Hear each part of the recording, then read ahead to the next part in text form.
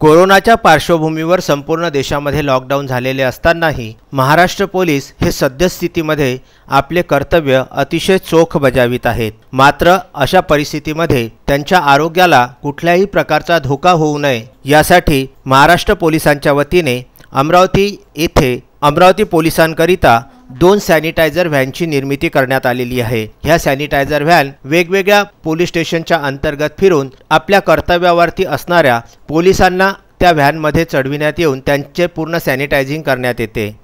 3 office 4 police station और दूसरे गाड़ी को 6 पुलिस स्टेशन। अच्छा, और उसमें कितने जगह पर आपके पॉइंट होंगे एक अंदाजन?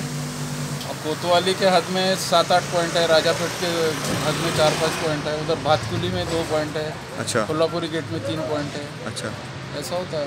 और ये कितने दिनों से शुरू की गई जो? अभी इसको 6 दिन हो गए। 6 दिन हो गए।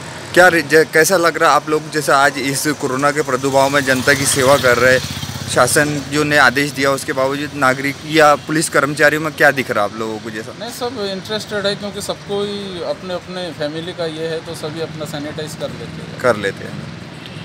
कर्तव्यावर जाताना व कर्तव्यावरून परतल्यानंतर हे सॅनिटायझिंग झाल्यास त्यांना घरी जाणे सुलभ होऊ शकते।